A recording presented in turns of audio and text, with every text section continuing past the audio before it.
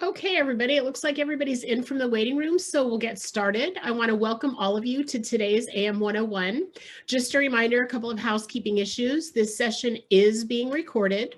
Everybody who registered will get a follow-up email from me with the YouTube link to the recording as well as all the meeting materials. Please keep your mic muted and keep your questions in the chat, and we'll monitor that for Farrah. So welcome again to today's AM 101, adding DEI and fair housing to your strat plan and core standards. And I'd like to welcome Farrah Wilder, the Chief DEI Officer at C.A.R. Welcome, Farrah. Hi, everyone. Thank you so much, Peggy. Thanks for inviting me to speak to the group. As you know, I'm really passionate and excited about being in this role and about the topic. So it's really a pleasure to share this with you. So I'm going to go through my presentation, and there are links in you're going to get a PDF. There are links in that PDF that you can actually click on that'll take you to some of the resources that you'll see in the presentation. But of course, in this presentation at the end, feel free to ask questions. Your questions will hopefully help the rest of the group. So feel free to ask them here, but if you want to email me afterwards, it's the C.A.R. formula, farrahw@car.org, if you need to reach out to me outside of the presentation. So with that, we'll get started, and I have a lot of information to cover, but I'm going to try to leave some room at the end for questions. So this is me. Oh, actually, let me share my screen. You can't see what I'm looking at. Okay. Okay, can everyone see that? Okay, so this is me. My official title is Vice President and Chief. That DEI is for Diversity, Equity, and Inclusion. So Chief DEI Officer at California Association of Realtors. And so here's what we're going to discuss today. The core standards requirements, ideas for how to meet your requirements, how to make a real impact. So these requirements aren't just lip service. You know, whenever you have core standards requirements, you know, there's really a reason behind that.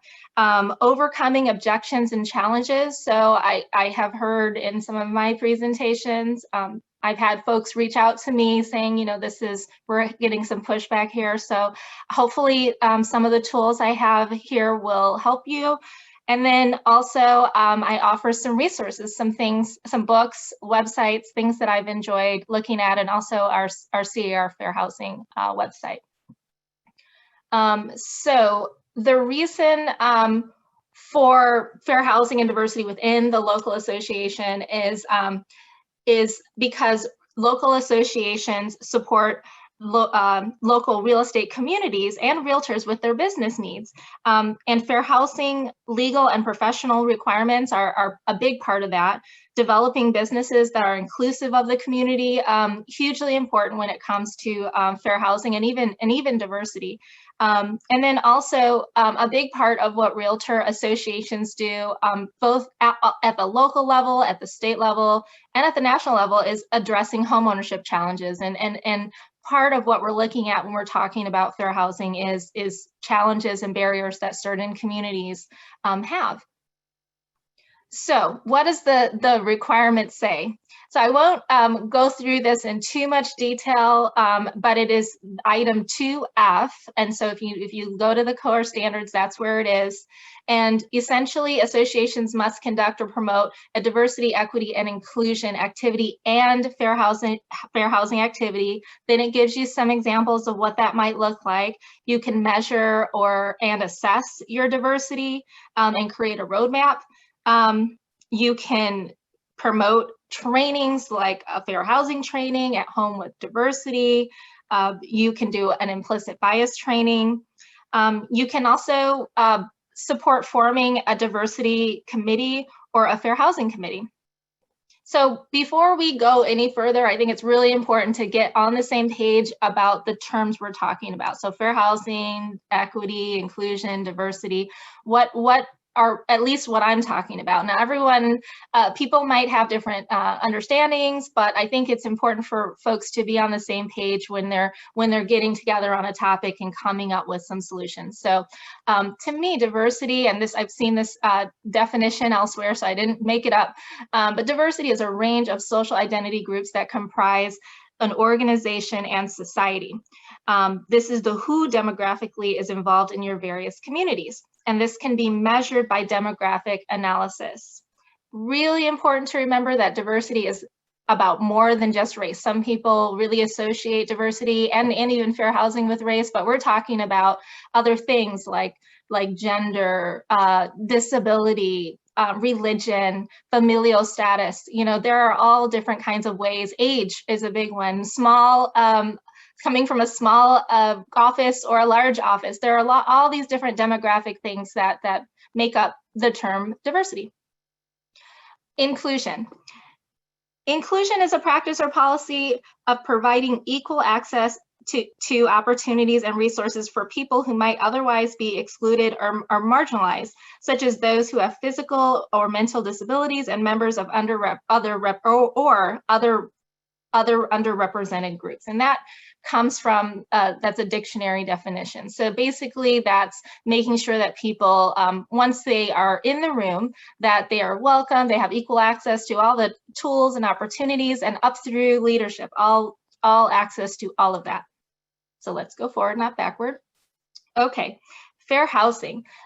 So fair housing, sometimes people say DEI, diversity, and they're talking about fair housing, and sometimes those things get kind of interchanged, but I want to make the distinction that fair housing is something different, and that really pertains to laws, policies, practices that prohibit discrimination on the basis of an individual or group's demographics. And note in California that there are 22 demographic bases that it's not okay to discriminate on the basis of. So California fair housing law is a lot more extensive than federal fair housing law. So there's a lot more that our local realtors need to be aware of. So it can be maybe a little bit more challenging, but maybe a little more complicated. And also, I'll get to this in a bit. But really urgent and critical for our realtors to know these things, because you know the way that the laws are enforced is that people are tested. You know, so someone goes out and checks. So these are laws, and they're not just about the anti-discrimination laws. There may be some laws that seek to that look at addressing the legacy of once legal discrimination and or segregation, and you may hear the term disparate impact. And so that middle bullet really talks about policies that tend to have a more negative impact on groups that have historically been discriminated against. So sometimes you'll see that someone wants to look at whether a policy, practice, or law has a disparate impact. So that's all under the umbrella of fair housing. Again, forward, not backward. Okay. Equity. So equity, that's in my title. You'll hear people talk about equity, and we're not talking about equity in your home when you're paying down the mortgage, but we're talking about something a little bit different. And sometimes, you know, members ask, why are you using the word equity versus equality? So equity is a concept that allows for solutions, accommodations, or policy decisions that take into account nuances and need across groups or individuals and group differences and opportunities. So an example of equity would be accommodations for mobility impaired individuals, services that provide print materials to seniors who may not use the internet. So if you expected every single person to just go online and apply for that benefit, but there are folks that we know maybe to a larger degree may not be so internet savvy or may not have access to a computer. Equity would involve knowing that and making those accommodations so that everyone can have access to the opportunity. Okay, so why are realtor associations prioritizing DEI and fair housing? And so there's a reason why it's made it into the core standard. So let's talk about that. So I've put an asterisk about one that I really want to put on folks' radar, but there are more than just that reason. So we've got pervasiveness of bias and discrimination in the real estate industry. Education is a key part of fair housing compliance. So part of what we do at our associations is connect our members to education, do educational offerings.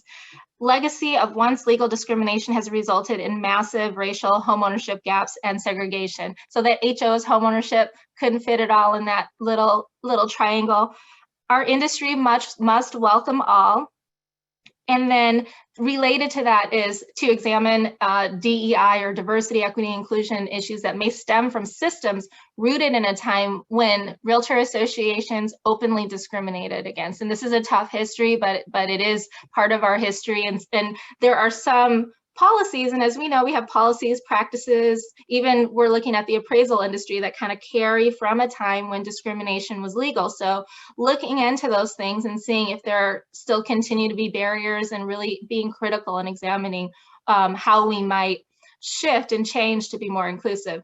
And then the business imperative. So we have a diverse population in California. We have diverse realtors in California. And so it really is important. And also we have homeownership gaps. So that is a negative in a lot of ways, but it's also a place of opportunity where, you know, there are needs that are being unmet that our members actually, you know, really should. And it's also, you know, a business benefit to be able to tap into those groups. So it's a business imperative and in so many ways. And also there are a lot of folks in our communities are really looking to businesses and companies, associations to step up and, you know, show that they're being inclusive and that they're aware and understanding.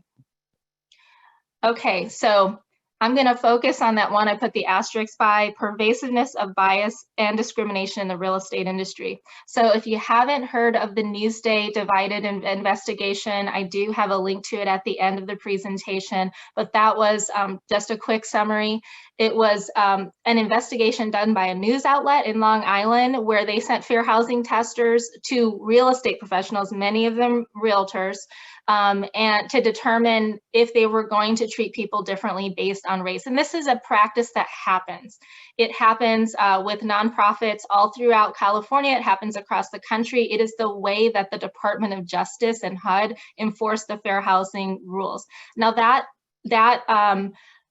testing program has been a bit underfunded lately, and it often focuses on rentals. However, we do have a significant amount of our realtor members who are helping the residential investors, and also some of them do property management. So they really do need to be aware, but also the spotlight right now, because of the outcome of this investigation, as you can see, almost 50% of the Black testers were treated differently, is on the real estate professional. So it's huge on my radar and my position, but I also want to put it on your radar because I know that there's an increased amount of funding that is coming to fair housing testing. The Biden administration's proposed budget is something like 4 times the amount of what it was. It increases testing and enforcement 4 times. NAR is advocating for increased funding for fair housing testing. And the reason for that is because realtors do not support discrimination. However, our community needs to be aware of how to comply, and fair housing laws compliance is a lot different than compliance with some of your other requirements as a realtor. The way that some of this works is that implicit bias, or our biases that lie below the surface in our brain, sometimes dictate how our realtor members are treating their clients, and they don't realize that. So unexamined bias can lead to someone treating a realtor who does not believe they are treating people differently to actually do that with a new client, or to actually do that, you know, when they're showing property. So it's something that our community really needs to be aware of, because we're actually under spotlight, and we'll probably be tested really soon. So option 1, so this comes directly from the core standards requirement: measure and assess membership diversity and develop a plan for increasing inclusion and diversity. So how might you do that? So there is a new tool. So if you poke around in M1, so whoever is in charge of kind of going into M1 and entering new members will have access to a demographics tool, and it will show you the race of your different members. And so you can take that and find out, are your board committee members, leadership reflective of the diversity of the community. You can also look at census data and see, okay, are our members reflective? Are our realtors actually reflective of the surrounding community?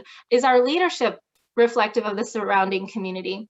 And then you can develop a diversity plan. So know what communities are underrepresented. Consider a committee, task force, or working group to look into solutions.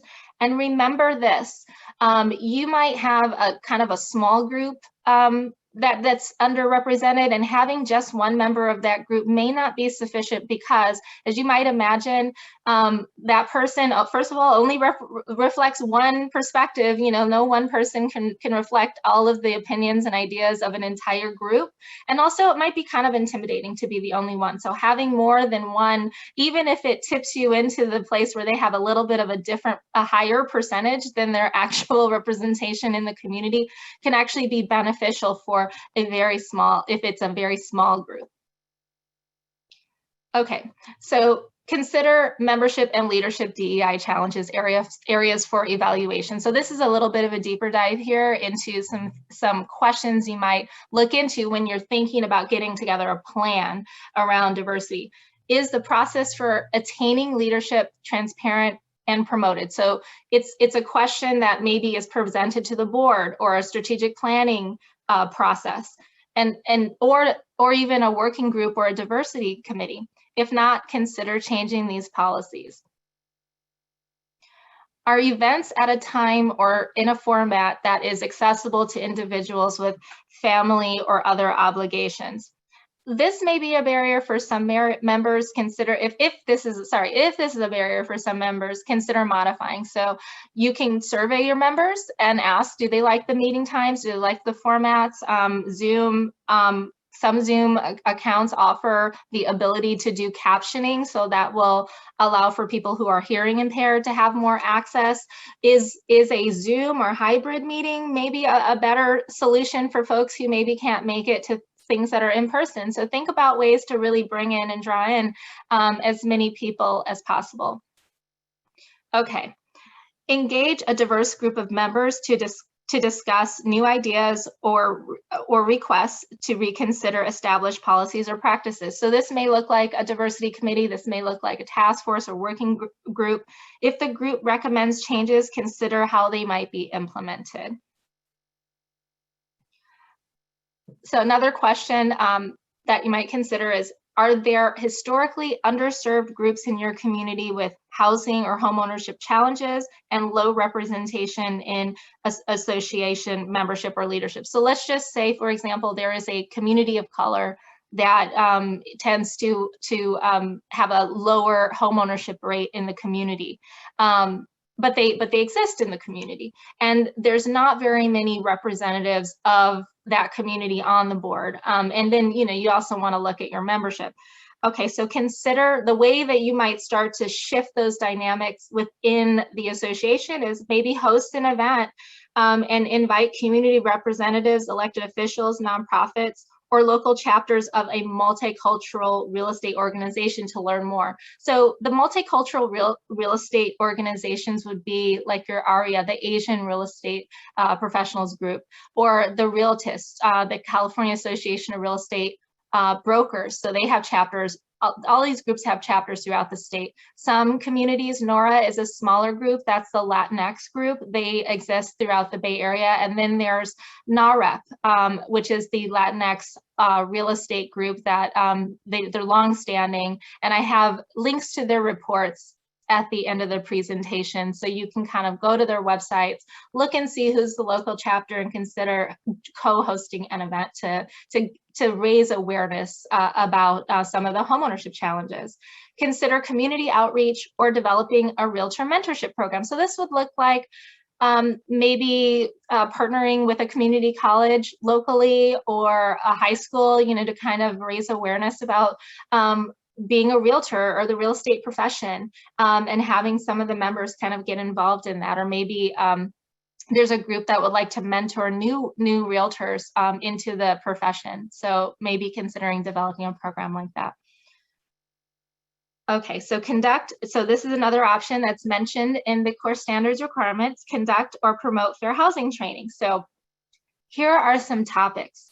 So fair housing history. I think history is really important to understand when you're looking at fair housing, because part of fair housing talks about homeownership disparities. And when we're looking at what's going on today, it's really, some people kind of come up with, if they don't know the history, a reason that isn't actually accurate as to why the disparity exists. And so when we know the history, then we come up with a more accurate reason for why we have the disparity, and it helps us develop solutions.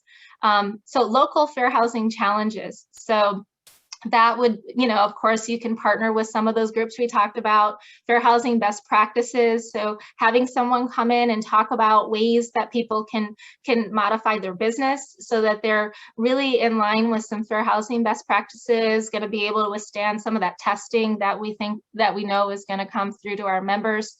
And hosting a book discussion. So maybe getting together a group to discuss The Color of Law, or there's a book called Levittown that's really good. I have a list of books on the fairhousingcalifornia.org website that you can look at and maybe consider discussing as a group. Okay, so fair housing training speakers. Local nonprofits often do fair housing training. They can talk about testing. They can talk about the 22 protected categories, just raising awareness for the realtor members. National fair housing experts such as Bill Dedman, Richard Rothstein, Lisa Rice. Lisa Rice is from the National Fair Housing Alliance. So as you might imagine, some of the folks who are kind of nationally recognized have a fee. And so I do put $0 to $5,000. Some people will come and speak about these things for free. Oftentimes it's $1,000 to $2,500.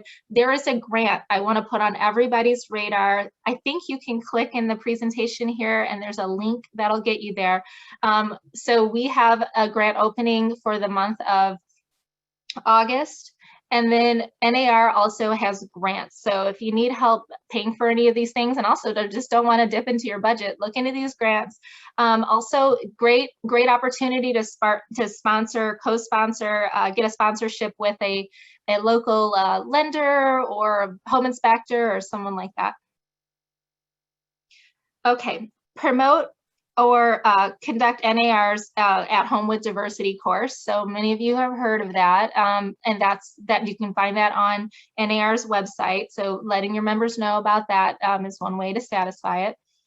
And it's gotten really good lately. I've taken it about 2 or 3 times, and they keep modifying it. And I think it's a really great opportunity to learn how to work, with across diverse communities as a realtor. Conduct or promote implicit bias training. So there are a number of implicit bias trainers out there.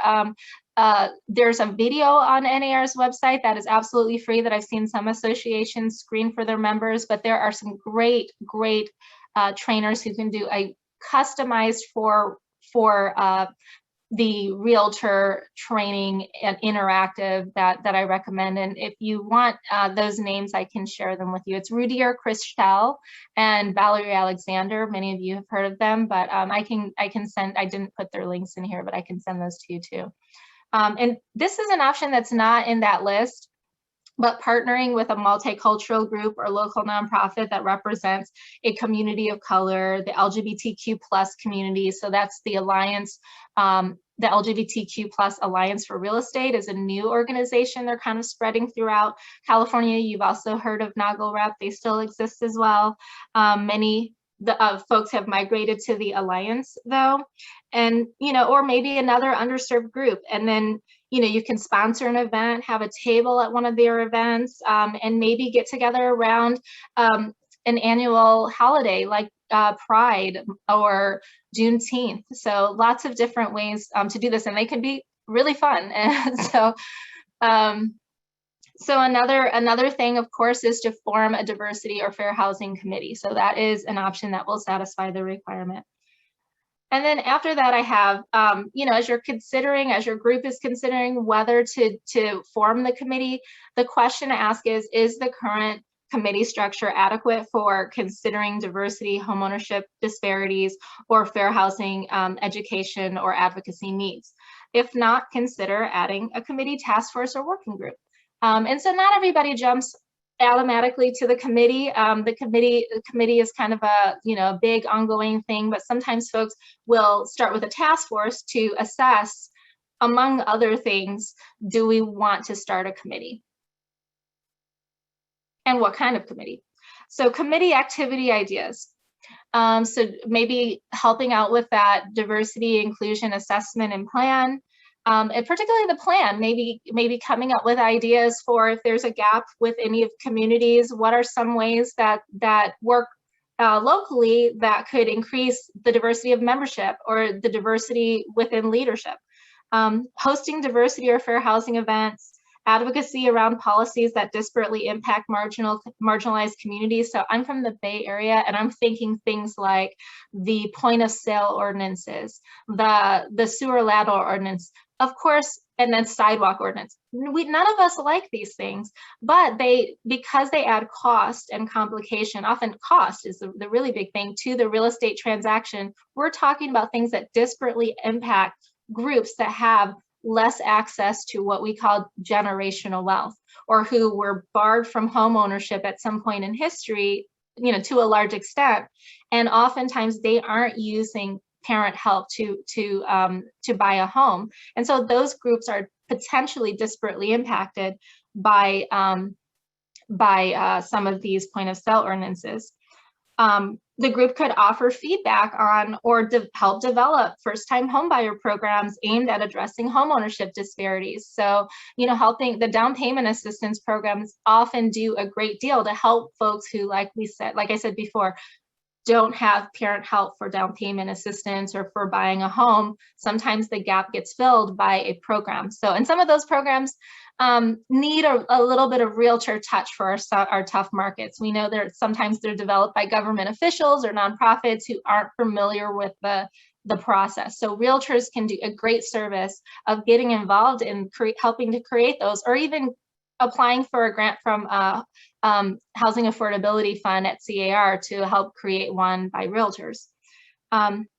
Also raising membership awareness about diversity or fair housing best practices. So that's, again, one of those trainings that we talked about before this group could host. Considerations for strat planning. How inclusive is our culture or policies? So I found this chart and I adopted it for the group. And before we look at it, what I'm gonna say is that C.A.R. is not all the way to the most inclusive, in my opinion, level yet either. We're all on this journey together, so no one should feel that this is personal to them. Okay, so there's a couple of versions of this inclusion continuum kind of floating around, and I kind of changed the language to, kind of our organization association thing, and also took it away from just race, because race is important, but we also have gender diversity that we care about, sexual orientation, including folks with disabilities, age. So the language in here will include all of those kinds of groups. So all the way at the left, and I'm thinking that no organization, I don't think C.A.R. is there, is the exclusionary and blatant. And so I do think that our associations were there at one point, openly discriminating, openly saying that they didn't want everyone to be involved in them, intimidating an unwelcome environment for groups that they didn't deem to be welcome. That's not where any of us are. But in some ways, I do think that many of our customs, can kind of fall into that club or passive category where, dominant cultural groups, so one group that is kind of in the majority, governs all decision-making positions within the organization to the exclusion of individuals from underserved or marginalized communities. And so we can say, okay, there might be a handful, but is it really dominated by one group or certain groups? Monolithic cultural standard implemented into policies and procedures. There's an appropriate way to do things. defined number of individuals representing diversity, conditional on their credentials or that they have values in line with the dominant culture, engages in issues of diversity only on their own terms, and may secretly limit or exclude individuals from underserved or marginalized communities. And I would say, especially when they represent a different way of doing things or something that could pose a change. Then there's the compliance oriented or symbolic. So that's getting a bit better. There are diversity activities. There's a few more folks who are kind of representing diversity, but note that the last bullet says little or no change in culture, policies, or decision making.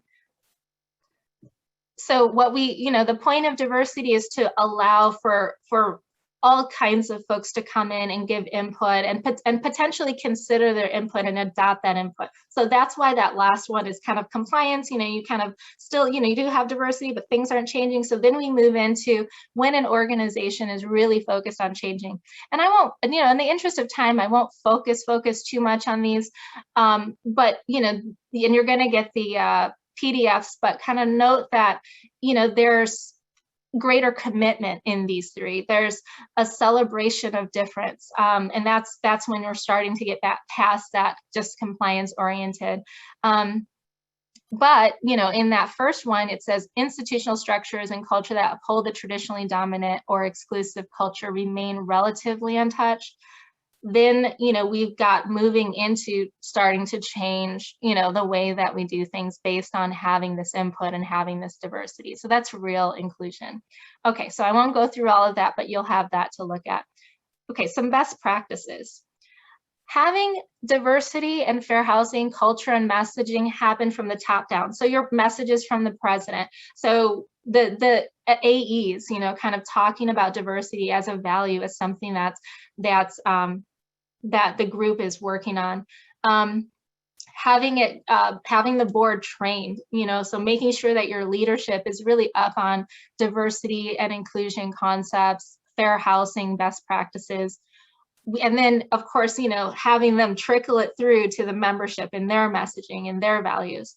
Weaving diversity, equity, and inclusion and fair housing into all programming. So diverse images on the website, in marketing, in the language.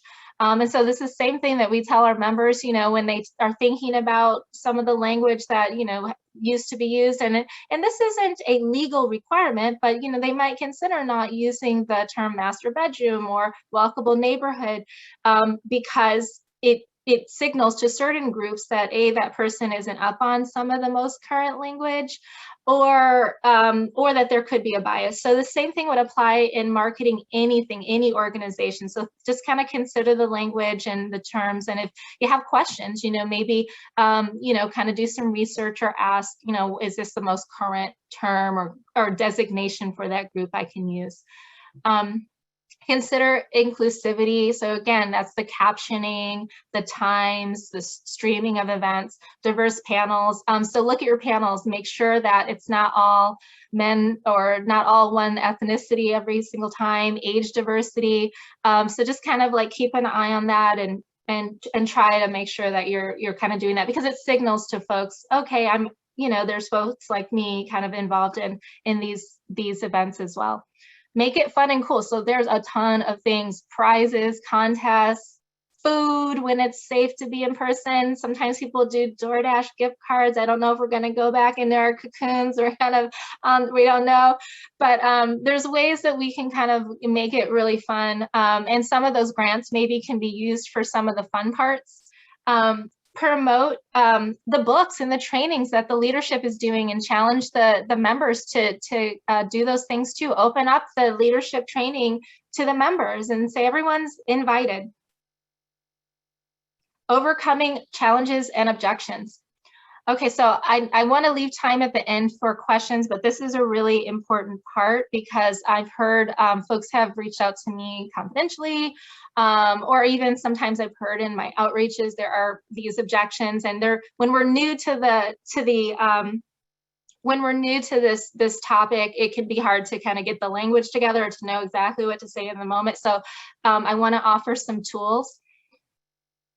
Okay, so a belief that realtor associations shouldn't talk about fair housing, diversity, or race. So we get this sometimes at C.A.R. People send us messages and say, you know, why did you put that on social media?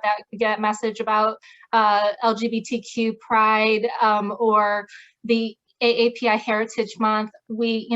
I come here for real estate tools, you know, I meant to take the animation off. I'll just go through it all. Okay, so the way that you might respond, and of course this is just how I might do it, is to remind the community or the person that the laws and codes regulating realtors, risk management, and a duty to serve all involves understanding fair housing requirements. So it's hard to talk about fair housing requirements without, say, talking about race or talking about some of these demographics, because they're literally in the fair housing law. An organization and membership and its membership, or the organization and the membership, must serve the needs and be inclusive of a variety of groups. So that's kind of that business imperative, and it's also a requirement for just making sure that no one is suggesting that the group is discriminatory or exclusive. Identify your ally members and consider ways to include them as event hosts or panelists. So this would kind of help spread the message, you know, help give, you know, with other folks, you know, who are on board, giving that positive spin about fair housing and diversity. And there's a lot of folks who are really fired up about this. So really, you know, engage them and involve them in these efforts. So another challenge, negative or stereotypical views of certain communities. So this is a really tough one because sometimes these things come up, and I mean, I've had people say things and it's kind of like, how do I respond to that? And especially if it's in front of a big group. So, oh my gosh, so I meant to take the animation off, so we'll get through it all. So I would say a good way to address these things is to lead with data sometimes you'll hear people say, well, that group needs education, or they're just not, they don't value homeownership, or there's model minority stuff. I put some of the model minority stereotypes about the AAPI community on here, but you also hear it sometimes about the LGBTQ plus community. So you'll hear African Americans sometimes are less educated, or that's why they have their home ownership gap. But the statistics show that actually Black home buyers in 2020 were more highly educated than white home buyers. And if you look at the Shiva report that comes from NAREB, so that's the Realtist group, the Black real estate trade group, they have a report, and I've linked it later on in the presentation that comes out every year showing this, and it talks about the actual reasons, and so you can take a deep dive, and that might be helpful for responding to some of those members who kind of have a stereotypical view, and maybe even a view that it's a waste of time to do this work. So there are model minority myths out there. So there is data when you disaggregate it, when you take certain groups out, or when you look at it and you segment certain groups, you'll find that some members of the Asian American community actually have significant homeownership challenges, very low rates of homeownership.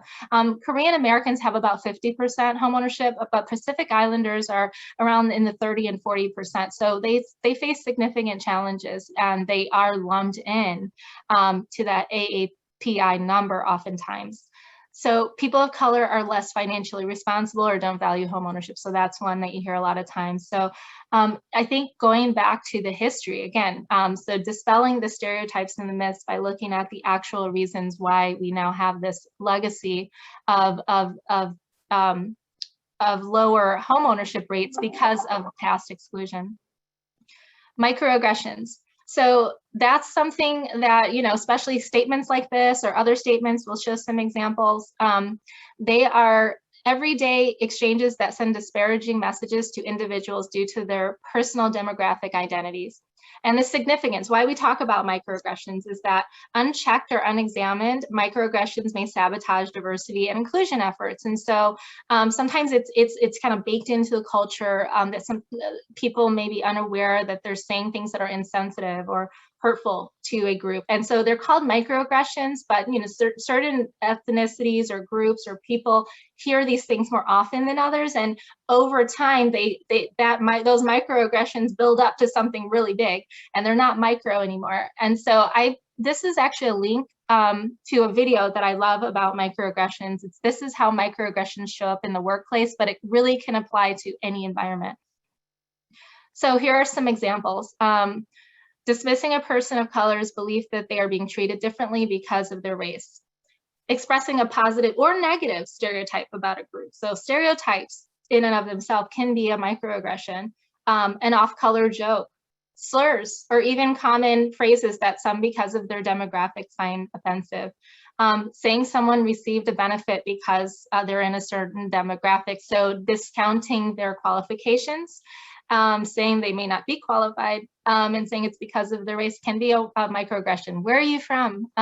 It's that othering, where if you were, kind of looking like everyone else in the group, you might not be asked that question, but because you're different, this happens, and it points it out and puts it really out there. And when you just showed up for the training or to serve on the board, oh, we're fine on diversity, we don't see color. So, I've heard that a lot. And sometimes what that can suggest to a person of color is, if I'm gonna say an issue I'm experiencing, this group might not wanna talk about it or recognize it.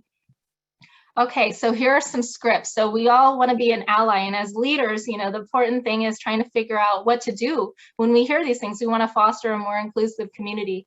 So allyship, and that I talked about being an ally. Allyship offers every single person a role in diversity, equity, and inclusion, because we aren't all in every demographic category, but we can all be allies. And so I'm not Latinx or Asian, but I definitely am an ally to those communities. So that's just one example. And call-in culture. And I have an article that you'll see linked later that talks about sensitively telling folks about something they might not be aware of, or guiding them to a different place. And so you can say, I didn't find that joke funny, or let me ask you a bit more about why you said that. Or you might not realize it, but some people might find that statement offensive, and we really want to make sure we're inclusive here. I'm not comfortable with that. So just a statement, and this is a funny cartoon, but you can find your own comfort level, and it depends really on what the statement is as to what you might say. Leading with a question like, help me understand your thinking, can be really helpful, because that will help you make sure that you're not wrong, about what their intent was, and maybe even inspire them to think more about, what they were saying. So here's another challenge: belief that there's no need for DEI efforts, especially from a member of a community that isn't very diverse. So we've heard our community isn't diverse. Okay, I meant to take this out. Our community isn't diverse, so we're okay. And I would say acknowledge that the topic is new, it's awkward sometimes painful. Lead with data. So if there's a history in the community, there's a list, actually, an unfortunate list of former sundown towns all throughout the country, but including quite a few in California. So there may be a history of exclusion, and even there's just a national history of exclusion. Looking at that, might help offer a different story to the person that says, we're good, we don't need to talk about this. Good reason to do a survey, of your members. If you build it, they will come. So there's an article that I meant to find for this group, and I can dig it out for anyone who's interested, that talks about how members of the LGBTQ community seek out cities or areas that they can tell are inclusive, that they will feel safe in. So, inclusion, even if there aren't very many folks of a certain demographic, is important even before you get to having a lot of members of those communities there, because if they understand that this is a safe and inclusive place, they will participate. And you want members, especially if there are, there might be more than one option, and you want folks to not avoid becoming members because they feel that the community is not very inclusive. Note that community demographics may reflect past discrimination, and diversity is about more than just race. So that's another thing, to say to these members, we should look at age. We want to look at small brokers and big brokers. and discuss the concept of allyship. So this isn't something where it's just a club over there. It's all of us have a stake in and can do something about diversity. So denying the importance of diversity. Okay, so here's my animation again. We'll put them all up on the screen and we'll go really fast. So this is, I'm not going to cover this. These are your standard reasons why people say diversity is important. Some of them I've already covered. Denial of fair housing challenges. So lead with data. Newsday, talking about testing coming to California. That's going to be something that everyone should prepare for. Let's see, offer homeownership rate, racial statistics, affordability gap statistics. We have information about this that we collect at C.A.R. Require the board and committee leadership to read the color of law so that they can at least understand the history and the context. And I'm going to note that the Department of Fair Employment and Housing has seen a sharp increase in fair housing complaints that our members must understand and learn to comply with, because what we don't want to see is what's going on in New York. They just have several big source of income lawsuits. Some of the big brokers, Compass, Keller Williams, were looped into them, as well as individual realtors. Okay, so, and of course, the association's role in helping members meet their professional responsibilities and addressing barriers to homeownership. So that is a good thing to counter that with. And then use anti-racist principles. So there's a great book by Ibram Kendi, How to Be an Anti-Racist, that talks about the policy origins. If we believe that all ethnic groups, there's no like biological difference in intelligence or all of those things that, you know, actually when you break them down are not true, stereotypical, and may be considered racist. If we look at the real reasons, like policy, like exclusion, like discrimination in a number of different places, then that will help dispel other stereotypical reasons that people might have for in their mind for some of these disparities. Okay, so we're at the end and we'll have a little time for questions. Yay, I did it. Okay, so resources. So again, we talked about those grants and here are some links. Oops. These are some, so a couple of books, Erasing Institutional Bias. The Sum of Us by Heather McGee is amazing and really talks about how to get folks together on some of these efforts, you know, and how they're good for everyone, diversity and increasing equity. So again, there's How to Be an Anti-Racist by Ibram Kendi, one of my favorites. How Change Happens by Leslie Crutchfield, which isn't totally about diversity, but is about how movements happen that change hearts and minds.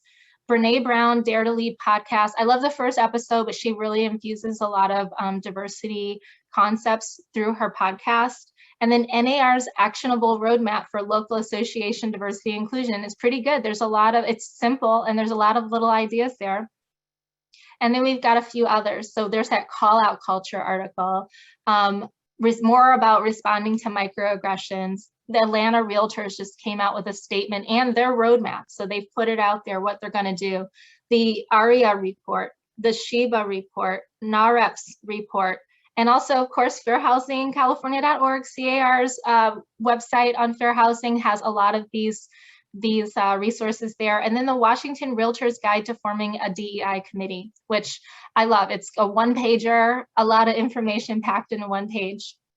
So that is it for my presentation. And I'm going to stop the share so we can see each other. And I am available for questions. Oh, and there's tons of questions in the chat. Sorry, I was not looking. Actually, most of what's in the chat is them kind of helping each other with some ideas. But if anybody has any questions, you are more than welcome to unmute at this point. I know a lot of this is new and it's definitely new to core standards. So you've got the expert right here. Ask away.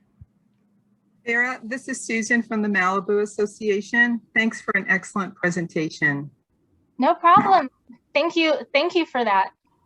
In the chat box, I put that tomorrow our Fair Housing Diversity Equal Opportunity Committee is going to recommend to the board that they adopt a policy coming out in favor of reparations. And I don't know if any other boards have done that, if there's any wording. We came up with some pretty good wording. And do you have any feelings or thoughts about that? Well, I'd love to see what you come up with. And what I will say is that it is a very, very timely topic. I mean, so there are a lot of folks who are looking at the issue and thinking there is a race-specific reason why we have race disparities, that history that we're talking about. And it's really been difficult with race-neutral solutions. I mean, saying you can't discriminate based on race hasn't necessarily gotten much movement or traction as far as homeownership gaps. So it does absolutely make sense why people are starting to think, is there a way that we can actually look at this in a very specific race conscious way? And reparations can look a lot of different ways. I've seen Evanston has a home ownership based reparations, what they're calling reparations program. And also the state of California has a reparations task force. And one of the things that they are looking at is potentially, solutions around housing and home ownership. And I do think it's important as realtors to know what's going on. And everyone, folks may feel a lot of different ways that can be a controversial topic, but at least if there are solutions, down payment assistance program, housing programs, hopefully they don't all focus on rentals or even homeownership programs that are being proposed, that realtors are involved in the conversation, understand what reparations are and what they aren't, and can engage in it because it is something that is a hot button topic and involves housing and homeownership. So definitely involves realtors. Evanston is paying for their reparations with a cannabis tax, which I thought was interesting. And they don't have a lot of money, but they have some money. And they're just starting. And it was one amazing woman who kept putting this forward on the city council until she succeeded. And now they're doing it. And there's a really good podcast about it on The Daily Show, which I could share. So Susan, how have your members, is this something that all the members kind of came together and did? Is there opposition? So I'm curious as to how, kind of how that came about. It came about by discussions within the committee that are all very passionate about wanting to do something.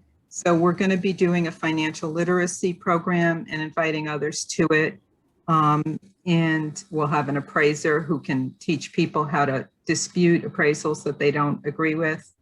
So we're starting there. And then they came up with this policy and they felt that this was one of the things that was forefront in the whole issue about making this country more fair for everyone. And so we said, well, what if we adopt a policy, even though it might not be something that affects Malibu directly? We felt like, let's be out there, let's lead the way, let's take the first hit, and maybe other people will follow and just increase awareness and just awareness of the issue. And that might in itself have it gain more steam. I think that's awesome.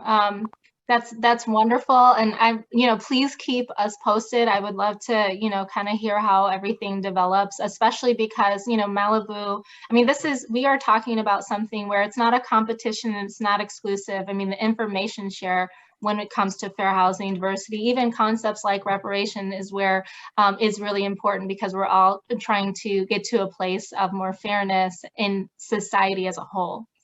So what do you think the chances are not too far down the road about C.A.R. coming out with a policy in favor of reparations? You know what? I think it's something that's definitely on the radar to discuss. I'm not sure where our members will come down on that just because, we are diverse in a lot of ways, but, and the board represents a lot of different perspectives, opinions, all over the state. And so again, we have some folks who are thrilled that at this direction that we're taking, that, we're talking more about fair housing and diversity. They're absolutely thrilled. We actually don't hear from them as much, but I suspect that there are larger groups than the group that isn't so thrilled. And so we do hear from them a bit more. They sometimes can be more vocal, although, given, and when we when we survey our members, you know, they're kind of in a bit of a middle ground with it. So I don't know, because we're member driven and we are so large and we do cover such a large territory. I mean, some of the local associations might, you know, be able to do things even more quickly, you know, or more decisively than sometimes C.A.R. can because of that particular dynamic. But it may, and actually, you know, we may actually open that conversation very soon, because it is very timely at the state. Thank you. Thank you so much. So we just have a few more minutes, but are there any other questions? Hi, good morning. This is Sandra Lopez, and I have a question. We had a meeting yesterday, our first meeting, and someone shared the Long Island video, that the investigation, and they kind of asked us to send that out to the membership and to place it in our website. But I wasn't sure if we needed to get permission from someone before we start sharing that video out, or can we just put the link in our website? We have it on our website, and I think it's okay to put it out there. One thing about the Long Island, and I've become a member of Newsday, even though it's mostly Long Island news, because I go to the website too many times, and you know, I think so first of all, it's just kind of a public website is out there, and Bill Dedman, who was the lead on that investigation, is doing education all over the country, and I do think that they want to get the word out. And what we are trying to do here in California, what we want to do is avoid some of the fallout that they saw there. And so we want to learn from the experience, especially as local associations. I would say I speak often with Tessa Holtz, who is the CEO of the Long Island Board of Realtors. And, you know, I think that the goal here is really to learn, and I think Long Island is not that different from, you know, many of our California communities. I was a realtor not very long ago, not even a year ago. And you know, in my office, I heard some of the same things I saw in that video. And so I think it's really important for our members to really understand kind of, okay, so what are some things that we need to consider not doing, you know, and also what is fair housing testing? Because that news outlet recreated testing that actually happens. It's just, you know, there are nonprofits that just do that. So please help spread the word on it. Okay, thanks. And then my second question is, the committee feels that if we do some kind of skit or script, like an actor with different scenarios, you know, that will get more like attention, short videos. And wanted to see where because I don't want to, you know, make up the script on my own. Where can we find like scripts or something to kind of base it off on? I'm not aware of any scripts, and maybe I wish I knew of a script, but I'm glad to help the group brainstorm, because it might just be a matter of, you know, like if folks want to talk for 30 minutes or an hour, you know, of like kind of thinking about the realm of how these things happen. And then, you know, as realtors, you know, they'll kind of remember from their businesses, maybe like, okay, like, so here's a scenario. And also, well, another one more resource, actually, the Department of Fair Employment and Housing, Brandon, I think his last name is Butler. Let's see, I can actually find his information and put it in the chat. He actually may be a good resource, because he's really interested in helping. He's like the person in charge of education. I can't remember his title, so hang on. Here it is. He's the Assistant Deputy Director of Education and Outreach. So I'll put his information in the chat. He may be also a good resource, particularly around some of the newer things that really want to get on folks' radar. Some of these nonprofits are going to, they've started looking at source of income. There's stuff that can't be the criminal history category. You know, you can't really ask certain things or use certain things about people's criminal history in the rentals. And so that may be really coming for our members, and they may not totally understand it. And so he's put together some trainings. And so he may be willing to work together on some videos too. Awesome, thank you. Yep, no problem. We are officially out of time. Sandra, thank you so much for your great questions, and Susie for sharing, and certainly thank you, Farrah, for so much great information. I'm going to include Farrah's email in my recap, so if any of your DEI committees need help, that's who you can go to. And also I will put in Brendan Butler's information as well in the recap. So thank you, Farrah, so much for shedding so much light onto this and really helping everybody with core standards. And thank you to everybody for attending.